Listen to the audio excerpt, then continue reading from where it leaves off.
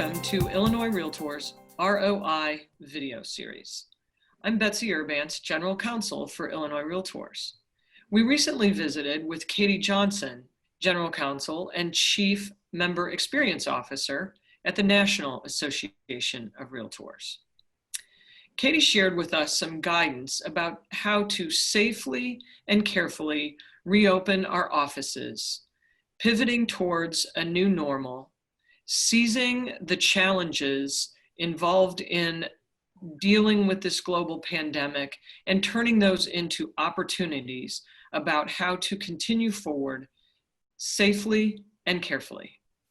So thanks for joining us today, Katie. Thank you, Betsy. It's great to be here. The first subcategory that we're going to talk about a little bit here with you, Katie, is the physical workspace and personnel and what some of the guidance and policies should be. So the first question is, as Illinois has moved into the phase 3 recovery section of the governor's Restore Illinois plan, there has been an allowance for certain non-essential businesses to reopen. Having said that, is that required? Good question. No, not required. No business is required to reopen right now, but as you said, there's allowance for it and there's opportunity for it.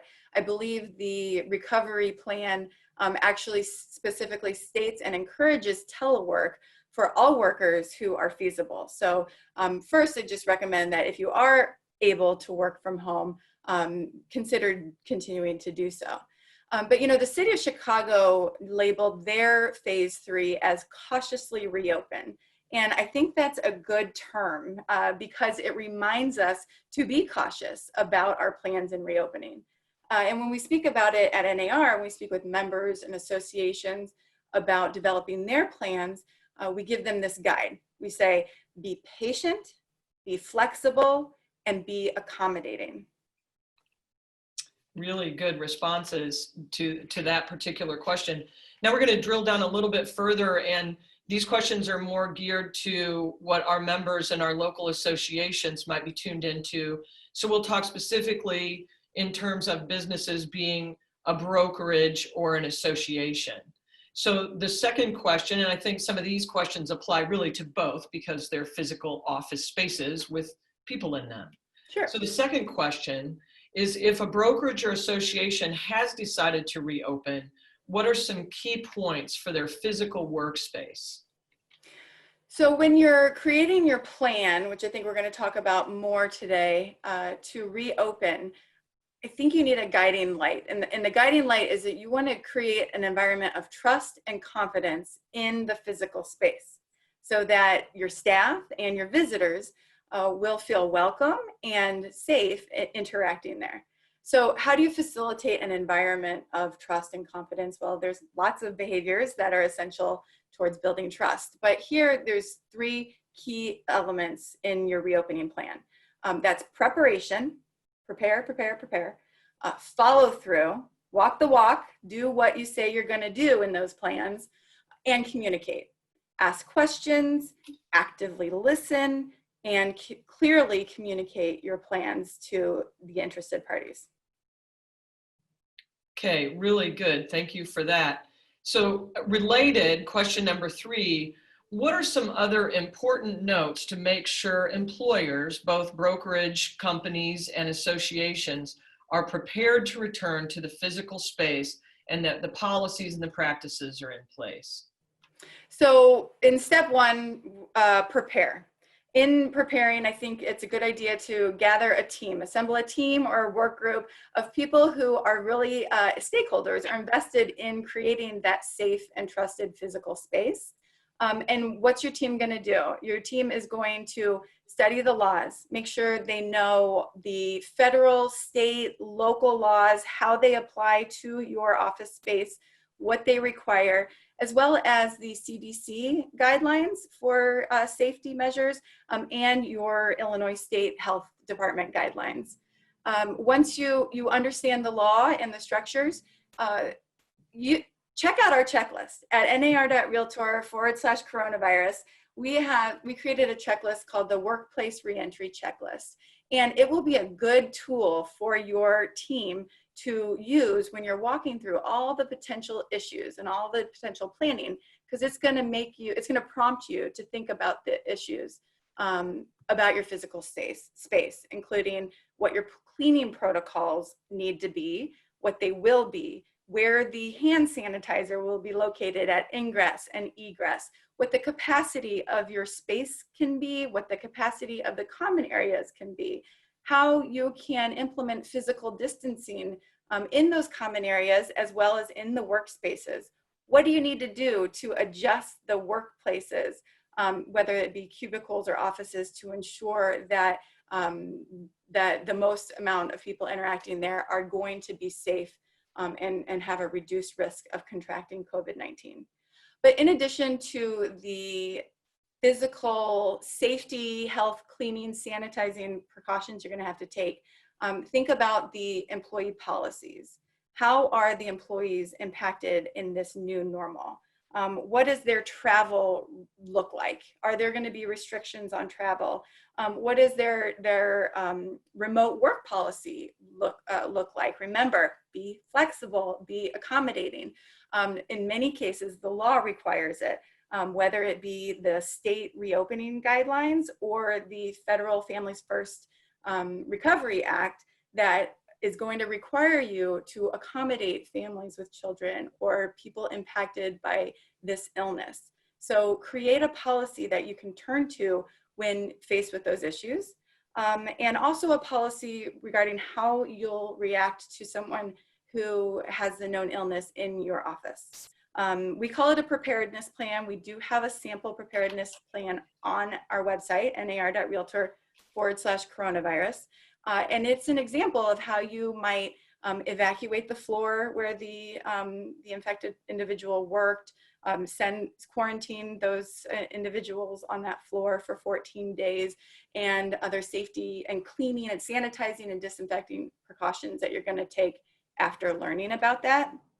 And so once your team creates the plan, addresses all those issues and more, you're just going to want to make sure that you lead by example and you follow through with that plan.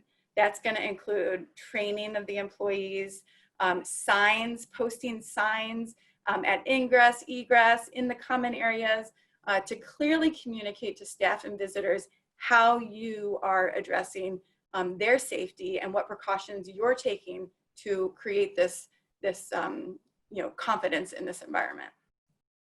Right. Thank you. And I think earlier on in your advice in this particular topic that we're talking about, you mentioned occupancy, and occupancy standards do vary a little bit from, there's the federal stuff, and then there's the guidance that we have from the DCEO in Illinois, the Department of Commerce and Economic Opportunity, which in an office building, I think is currently 50% of the occupancy or the capacity is allowed. And then as mentioned earlier, well, as we talked about earlier, I guess I should say, the Chicago guidelines for the commercial buildings is 25%. So that is stricter. So we want to remind our folks to, as you did state earlier, check federal, state, and drill all the way down to local, because it certainly could be stricter, especially in situations where there's higher incidence of population. It just stands to reason that in Chicago, we might be a little stricter than downstate where we're located here south of 80. So yeah, that's a great point that we get. That's a great point that we get too, is that what happens when the laws or the guidance do conflict. And as you just said, it's important to follow the stricter guidance, to adhere to the stricter guidance, because unfortunately, like real estate, the virus impact is local, and it really needs to, it affects different localities differently. Help us understand the employer's role, the obligations about preparation and training. We've talked in general a little bit, training on new procedures, the special employee issues that may arise, and really truly the importance of the good communication channels and how those things can work in the employer, whether it's brokerage or associations benefit. Sure. I believe it all goes back to fostering this environment of trust and confidence. And when doing that, you have to communicate clearly, transparently. You have to ask questions, and you have to solicit feedback and follow through. And so here you asked about obligations. You are obligated to have a plan and communicate that plan to your employees. All the guidance I've seen says train your employees on what the new safety protocols will be. Will they be required to use the hand sanitizer at ingress and egress? What will their requirements be with regards to congregating in common areas? Make sure your employees, your staff, and your visitors are well aware of the parameters of your plan. So that's going to be, the onus is going to be on you as the employer to communicate that, whether it be in signage, in video discussions, in video training, virtual meetings, recorded messaging, or all of that. Be sure that everyone interacting is aware of the plan, aware of the rules, and can easily adhere to them, because that's ultimately what's going to foster this confidence and trust, is that everyone feels safe interacting. And then I'll just add too, is that this is not a one and done exercise. We are at the beginning of cautiously reopening. We will learn from this experience what else needs to happen differently, maybe more, maybe less.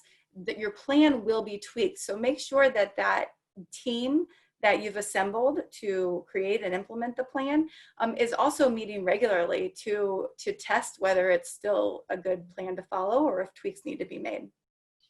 We've just talked generally a little bit about the workplace. Now let's talk about some special considerations for our real estate brokers that are out in the field.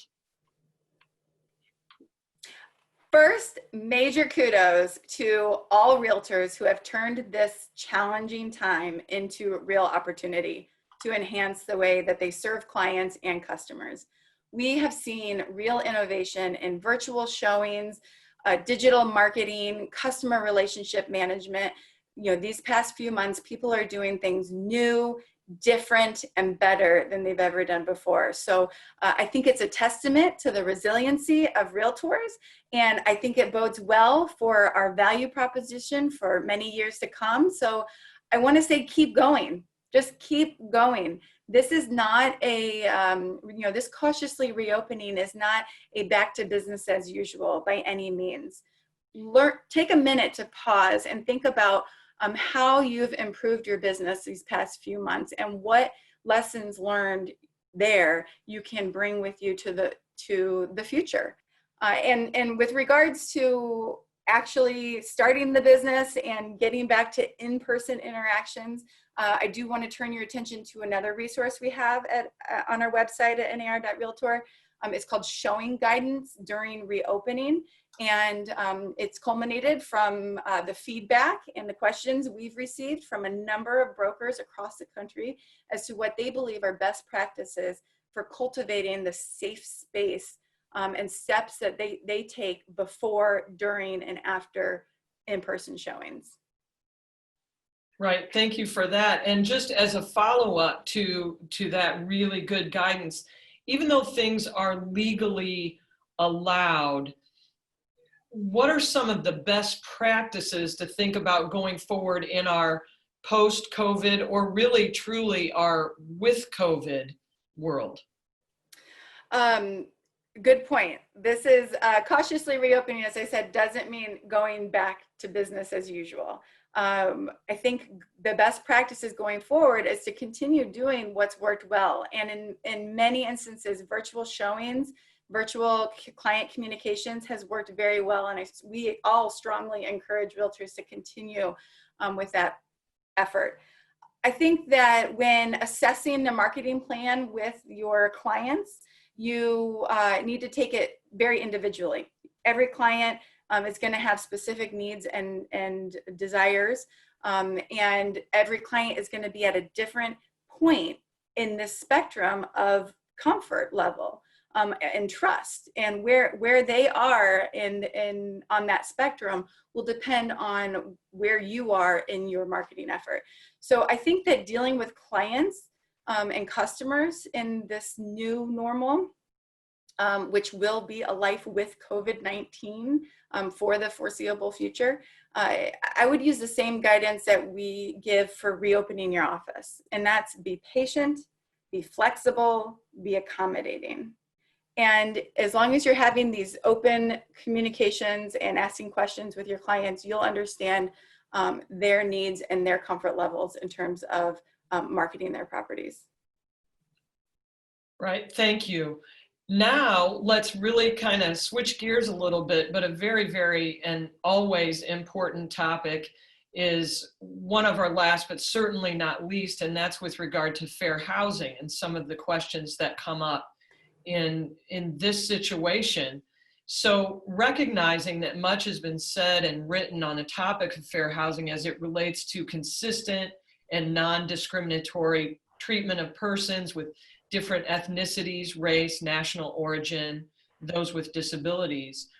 What are your thoughts with regard to treatment of those who have or had COVID-19, and will they be considered a protected class?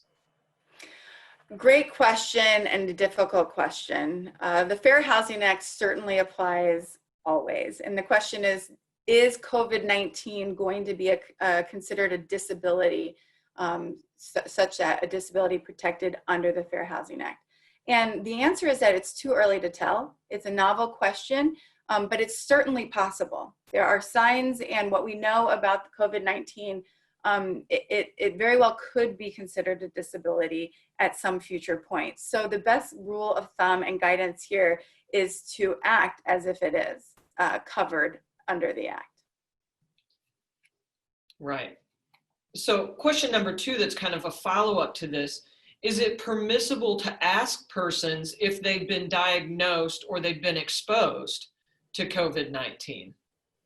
Yes, it is permissible to do so. And in fact, because of COVID-19 is widespread and highly contagious and potentially very dangerous, it's a good idea to ask. So you might be confused right now because I just said it's likely a disability protected under the Act. And we know that we are prohibited from inquiring about individuals' disability under the Act. So why am I saying yes, it's okay, and yes, it's a good idea? Well, here we're taking our cues from a number of federal agencies and governments who are asking the questions and have relaxed the prohibitions in light of the severity of COVID-19. For example, the EEOC and the CDC both have issued guidance to employers and homeless shelters, permitting them to ask symptom-related questions, permitting them to ask whether the visitors have or the employees have COVID-19. And that is deemed to be necessary to protect the health and safety of others around them. Again, protecting the health and safety of others around them is always permissible under the Fair Housing Act. Question number 3, is it permissible to ask someone to complete a COVID-19 questionnaire prior to engaging them as a client? And am I obligated to assist someone who mentions that they have had or been exposed to COVID-19? Yes, you may ask any individual to self-disclose information about their COVID-19 status, and you can do that either verbally or in writing.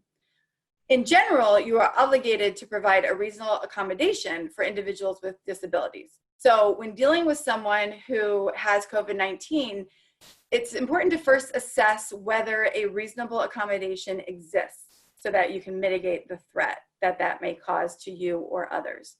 For example, to the extent it's possible to assist that individual with showing a home virtually or by other non-in-person means, you can consider doing so as a reasonable accommodation.